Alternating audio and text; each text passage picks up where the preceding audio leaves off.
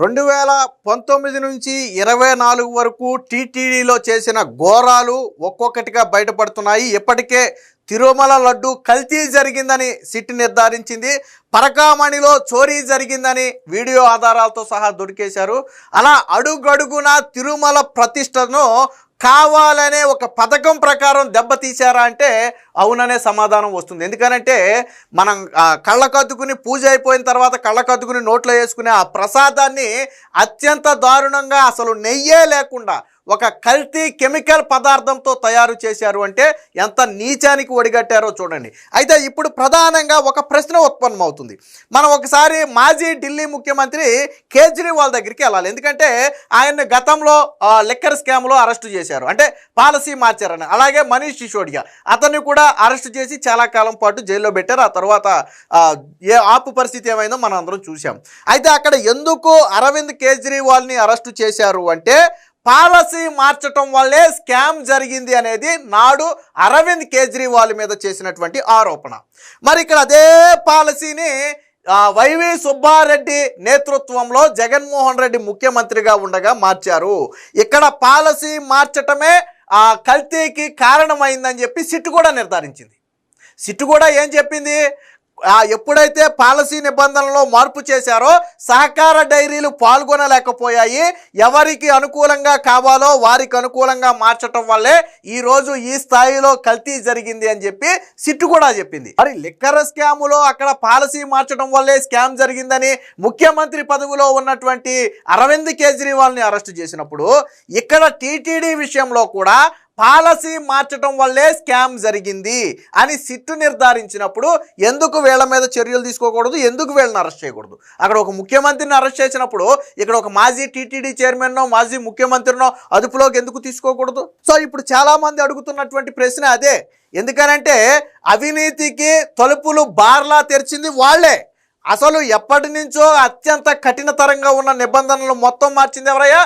YV Subbareddy. ఎవరి హయాంలో మార్చారు? వైవి సుబ్బారెడ్డి హయాంలో మార్చారు. నేతిని తీసుకొచ్చే దూరాన్ని మార్చారు, వాటి టర్నోవర్ విలువను మార్చారు, అలాగే పాలు సేకరణ అనే పదాన్ని పూర్తిగా తొలగించారు. మరి ఇవన్నీ ఎవరి కోసం చేశారు? రికార్డులు, అంటే ఏడాది 2 ఏళ్ళు 3 ఏళ్ళకి సంబంధించినటువంటి రికార్డులు ఉండాలి. ఆ రికార్డులు లేకపోయినా పర్లేదని చెప్పి నిబంధనలు మార్చారు. ఎవరి కోసం మార్చారు? ఎందుకోసం మార్చారు? సో ఆ నిబంధనల మార్పు వల్లే ప్రధానంగా పాలు సేకరణ అనే పదాన్నే తీసేస్తే ఇక పాలే సేకరించినప్పుడు అప్పుడు వాళ్ళు ఏది కావాలో అది సేకరించవచ్చు. అందుకనే పామాయిల్ కావచ్చు, లేదా జంతుకోవు కావచ్చు, లేదా ఇంకొక ఈస్టర్ కావచ్చు, కెమికల్ కావచ్చు, రసాయనాలు కావచ్చు, వాళ్ళ ఇష్టం వచ్చినాయి సేకరించారు. ఎందుకంటే పాలు అని లేదు కదా అక్కడ, ఆ నిబంధన మార్చేశారు కదా. అసలు తరతరాలుగా వస్తున్నటువంటి కఠిన నిబంధనలు మార్చాల్సిన అవసరం ఎందుకు వచ్చింది? లేదు, ఆ నిబంధనలు కూడా సక్రమంగా లేవని మీరు భావిస్తే, అందులో ఏదైనా లూప్ హోల్ ఉందని మీరు భావిస్తే దాన్ని మరింత కఠినతరం చేయాలి, ఆ నిబంధన మరింత కఠినతరం చేయాలి. అలాంటిది పోయి తరతరాల నుంచి ఉన్న నిబంధనలను మార్చేసి తర్వాత ఇది మొత్తం రచ్చరచ్చ అయిపోయింది, ఎప్పటికైనా బయటపడితే తీవ్ర నష్టం జరుగుతుందని ఎన్నికలకు ముందు హడావిడిగా మళ్ళీ నిబంధనలు టైట్ చేశారు. అంటే జరగాల్సిన నష్టం మొత్తం జరిగిపోయింది, ఎవరి జేబులోకి వెళ్లాల్సినవి మొత్తం వాళ్ళ జేబులోకి వెళ్ళిపోయాయి. ఎందుకు మార్చారు నిబంధనలు? వాళ్ళకి ఏమైనా సరదానా? ఎందుకు మార్చారు? కమిషన్ల కోసం మార్చారు. గతంలో నందిని డైరీని అడిగితే కమిషన్ ఇవ్వనంది కాబట్టి ఇప్పుడు కమిషన్ ఇచ్చే కంపెనీకి మనం టెండర్లు ఇవ్వాలంటే నిబంధనలు మార్చక తప్పదు కాబట్టే మార్చారు నిబంధనలు. ఇందులో డౌటే లేదు. ఆ కలియుగ దైవం వెంకటేశ్వర స్వామి ప్రసాదానికి వాడింది అసలు నెయ్యే కాదని తెలిసిన తర్వాత హిందువులు ఎంత మనోవేదన చెందారో తెలుసా? అరే 2019 నుంచి 24 వరకు మనం తిన్న లడ్డు కెమికల్స్తో చేసిందా? స్వచ్ఛమైన ఆవు నెయ్యితో చేసింది కాదా? ఎంత మహాపాపం రా అని చెప్పి ఈరోజు లెంపలేసుకునేటువంటి పరిస్థితి జగన్మోహన్ రెడ్డి తీసుకొచ్చాడు, వైవి సుబ్బారెడ్డి తీసుకొచ్చాడు. అంత నీచానికి దేవుడి విషయంలో ఇంత దారుణంగా వ్యవహరించాలని ఎలా అనుకున్నా నాకు అర్థం కాల. ప్రపంచవ్యాప్తంగా ఉన్న ప్రతి హిందువు కూడా ఒక్కసారైనా వెంకటేశ్వర స్వామిని దర్శించాలని కోరుకుంటాడు. తెలుసా మీకు? ఒక్కసారైనా వెంకటేశ్వర స్వామిని దర్శించాలని కోరుకుంటాడు, కోట్లాది మంది హిందువులు కోరుకుంటారు. అంతటి విశిష్టమైనటువంటి ఆ దేవస్థానంలో ఒక నెయ్యి బదులు ఒక కెమికల్ లాంటి విష పదార్థం పెట్టారంటే అంత నీచానికి పాల్పడ్డారు. సో అంటే ఆ సిట్లో కొన్ని సంచలన విషయాలు వచ్చి ఇప్పుడు ప్రధానంగా అదే పాలసీ మార్చడం వల్లే లిక్కర్ స్కామ్ జరిగిందని అరవింద్ కేజ్రీవాల్ని అరెస్టు చేసినప్పుడు టీటీడీలో పాలసీని మార్చడం వల్లే ఇక్కడ టీటీడీ లడ్డు కల్తీ జరిగిందని చెప్తే ఎందుకు వీళ్లను అరెస్టు చేయకూడదు? ఇది ప్రధానంగా ఉత్పన్నమైనటువంటి ప్రశ్న. సో నిజమే కదా, ఇప్పుడు అది లిక్కర్ స్కామ్ అయ్యి ఉండొచ్చు, ఇది నెయ్యి స్కామ్ అయ్యి ఉండొచ్చు. అక్కడ నాకు తెలిసి 100 కోట్లేనేమో, ఇక్కడ 250 కోట్ల రూపాయల స్కామ్. సో అక్కడ స్కామ్ ఉంది, ఇక్కడ స్కామ్ ఉంది. సో అక్కడ నష్టం జరిగింది, ఇక్కడ భక్తుల మనోభావాలు దెబ్బతిన్నాయి కదా. మరి ఎందుకు రెండు సిమిలర్ కావు? ఎందుకు దీని మీద యాక్షన్ తీసుకోరు? సో ఇది ప్రధానంగా ఉత్పన్నమవుతున్నటువంటి ప్రశ్న. దీనికి సంబంధించినటువంటి వార్త ఒకటి వచ్చింది, ఒకసారి చూద్దాం. కల్తీ కోసమే కుట్ర, నిబంధనల సడలింపే అసలు కారణం, కల్తీ నెయ్యిపై సిట్టు తేల్చిన నిజం ఇది అని చెప్పి ఇక్కడ ఫస్ట్ సిట్ ఏం చెప్పిందో చూద్దాం. నిబంధనలను ప్రైవేటు డైరీలకు అనుకూలంగా మార్చారు. సహకార డైరీలు టెండర్లో పాల్గొనలేకపోయాయి. కనీసం చుక్క పాలు కూడా కొనుగోలు చేయకుండా కంపెనీలు, ఈ రంగంలో అనుభవం లేని కంపెనీలు ఆ టెండర్లలో పాల్గొనే వెసులుబాటు కల్పించారు.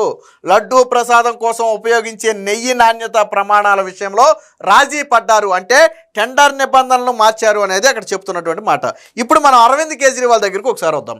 పాలసీని మార్చడం వల్లే లిక్కర్ కుంభకోణం జరిగిందంటూ ఢిల్లీ ముఖ్యమంత్రిగా ఉండగానే అరవింద్ కేజ్రీవాల్ని అరెస్టు చేశారు. నాడు ఉప ముఖ్యమంత్రి మనీష్ సిసోడియాను సిబిఐ అరెస్టు చేసింది. కల్తీ నెయ్యికి మూలం కూడా పాలసీలో చేసిన మార్పులే.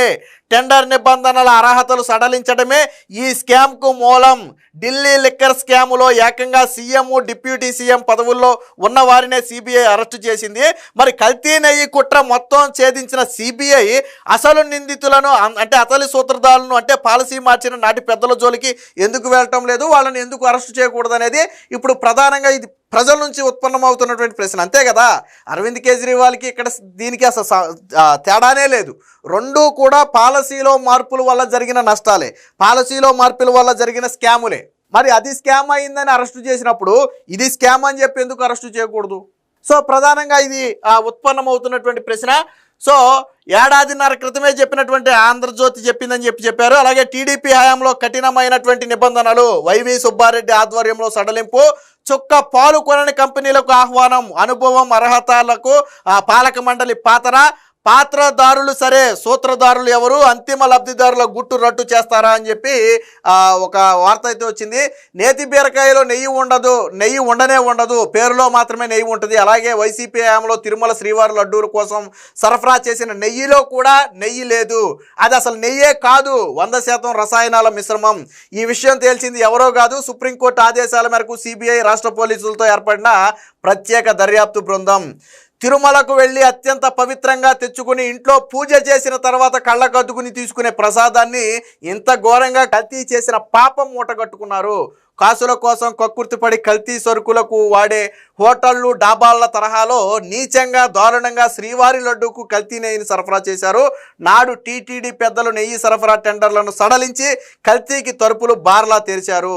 సో వాస్తవానికి ఇప్పుడు మనం చెప్పుకున్నటువంటి హోటళ్ళు, డాబాల్లో కూడా నాసిరకం నేతిని వాడితే వాడుండొచ్చు, కానీ 100% ఇలా రసాయనాలతో చేసిన నేతిని వాడుతున్నారని నేనైతే అనుకోను. నాసిరకం నెయ్యి ఉండొచ్చు, ఎందుకంటే వాళ్ళు ఎక్కువ రేటుకి కొనలేరు, తక్కువ రేటుకి కొంటారు. సరే, ఒక అందులో 50-60% నెయ్యి ఉండొచ్చు, ఒక 30-40% ఇతర పదార్థాలు ఏదైనా కలిపి ఉండొచ్చు, ఎందుకంటే స్వచ్ఛమైన నెయ్యి అనేది కొంచెం ఖరీదైనది, సో వాడలేరు. కానీ ఇక్కడ జగన్మోహన్ రెడ్డి అంతకంటే నీచం కదా, ఆ హోటళ్ళు, దాబాల వాళ్ళకంటే కూడా నీచం కదా వైవి సుబ్బారెడ్డి కానీ జగన్మోహన్ రెడ్డి కానీ. అసలు నెయ్యి ఏది అందులో, ఏది నెయ్యి అందులో?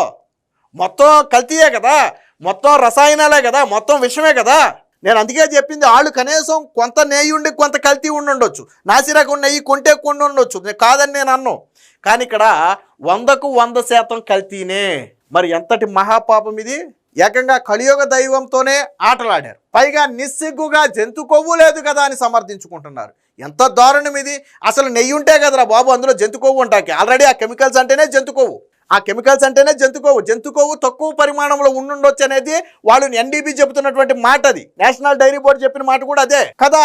మరి ఎంత నీచానికి పాల్పడి సిగ్గు శరం వదిలేసి ఇప్పుడు ఎలా తప్పించుకుంటున్నారు? సో అరవింద్ కేజ్రీవాల్ మీద ఎలాంటి చర్యలు అయితే నాడు తీసుకున్నారో, ఇప్పుడు ఈ స్కాములో పాత్రదారులు, సూత్రధారుల మీద కూడా అలాంటి చర్యలే తీసుకోవాలని చెప్పి ఇప్పుడు ప్రతి హిందువు కూడా చాలా బలంగా కోరుకుంటున్నాడు.